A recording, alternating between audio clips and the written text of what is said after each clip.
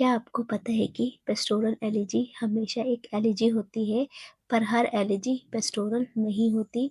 चलिए समझते हैं कैसे और क्यों। So hello learner, welcome back in my video. आज इस वीडियो में हम इंग्लिश लिटरेचर के एक मोस्ट कंफ्यूजिंग टॉपिक एलर्जी और पेस्टोरल एलर्जी और थ्रिनडी पोयम को बहुत इजी लैंग्वेज में डिस्कस करेंगे, ताकि आपका कॉन्सेप्ट क्लियर हो जाए और एग्ज़ाम में आपको कोई डिफ़िकल्टी फेस ना हो। Let's start with the definition of elegy. Elegy is a poem written to express sorrow or mourning for the death of a person and sometimes for loss, suffering or decline. Elegy में poet always express करता है sorrow, कई बार अपने loss पर, suffering पर और decline पर, और कई बार किसी पर्सन की डेथ पर एक्सप्रेस करता है।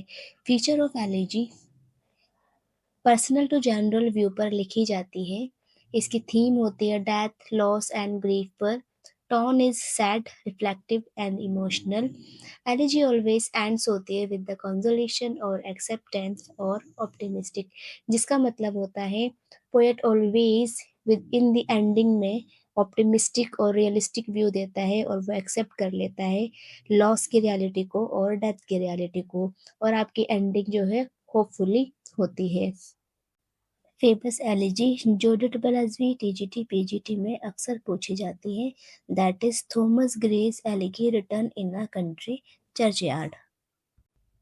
Next topic is pastoral elegy. So what is pastoral elegy?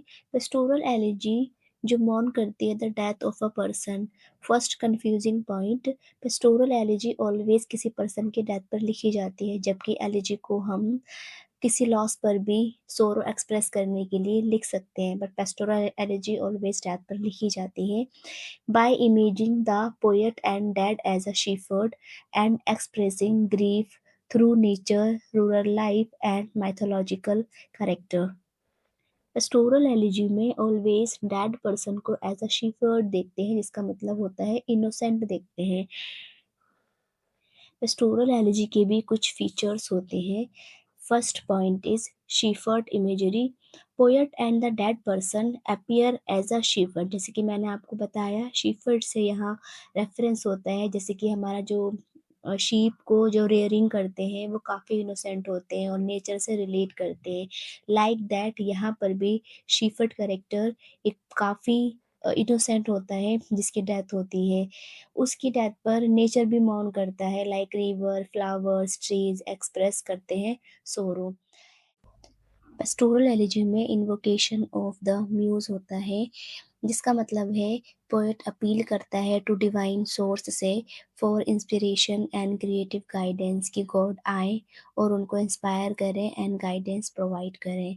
And the next point is procession of mourners, जिसका मतलब है एक गैदरिंग होती है शिफर्ड्स की और mythological figure like Greek, Roman god, वो कलेक्टिवली एक्सप्रेस करते हैं grief over the death. And the next point is lamentation of philosophical meditation, जिसका मतलब होता है पोएट एक्सप्रेस करता है अपनी sadness about deep thoughtful reflection on universal truth like life, पर death, time and etc. In the end में poet move करता है फ्रॉम ग्रीफ टू कंसोलेशन, जिसका मतलब है इन द एंडिंग में पोएट एंड करता है विद द होप और इमोर्टैलिटी, लाइक एलिजी की तरह जिस तरीके से एलिजी में एंडिंग हो रही थी optimistic, just like that pastoral elegy भी ऑप्टिमिस्टिक दी एंड होती है। पेस्टोरल एलिजी के कुछ फेमस एग्जाम्पल है। फर्स्ट वन इज लाइसिडस, जो कि जॉन मिल्टन के द्वारा लिखा गया है एडवर्ड किंग की डेथ पर। And second one is Adonis, जो कि पीवी शेली ने लिखा था जॉन कीट्स की डेथ पर। एंड थर्ड वन इज थायरसिस, जो कि मैथ्यू आर्नोल्ड ने लिखा था आर्थर ह्यूज क्लब की डेथ पर। एंड एस्ट्रोफिल, जो कि सर फिलिप सिडनी ने लिखा था एडमंड स्पेंसर की डेथ पर।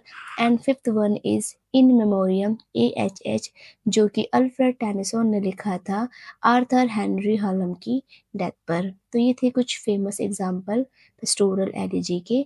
चलिए मूव ऑन करते हैं नेक्स्ट पार्ट पर। जैसा कि मैंने वीडियो के स्टार्टिंग में कहा था कि पेस्टोरल एलर्जी को एलर्जी कह सकते हैं, बट एलर्जी को पेस्टोरल नहीं। वो आप इस इमेज के थ्रू भी समझ सकते हैं। आपको इस इमेज में क्लियरली दिख रहा होगा कि पेस्टोरल एलर्जी में कुछ अपवर्ड फीचर्स हैं जो कि एलर्जी में नहीं है, लेकिन एलर्जी में वो सारे फीचर्स हैं जो पेस्टोरल एलर्जी में अवेलेबल होते हैं। चलिए अब समझते हैं थिरनडी पोयम के बारे में। A threnody is a poem of lamentation written to express deep sorrow and mourning over the death of a person। अगर हम इसे कॉम्पिटेटिव एग्जाम के परस्पेक्टिव से समझें तो थिरनडी पोयम ओनली डेथ पर ही लिखी जाती है। पर्टिकुलर किसी पर्सन के डेथ पर ही हम इसको लिखते हैं। थिरनडी पोएम्स के भी कुछ फीचर्स हैं, चलिए उसको डिस्कस करते हैं। Expression of intense grief and lamentation for the dead, personal sorrow of the poet, praise of the dead person, emotional and musical language में लिखी जाती है। चलिए थिरनडी पोएम को और डीपली समझ लेते हैं with the difference between threnody and pastoral elegy. Threnody poem mainly focus करती है मॉर्निंग पर, जबकि pastoral elegy moves from grief to consolation. इसका मतलब है थिरनडी पोएम में इन द एंडिंग तक मॉर्निंग ही रहता है, ग्रीफ सोरो ही एक्सप्रेस करता है पोएट, जबकि पेस्टोरल एलिजी में इन द एंडिंग में कंसोलेशन, ऑप्टिमिस्टिक एंडिंग आ जाती है।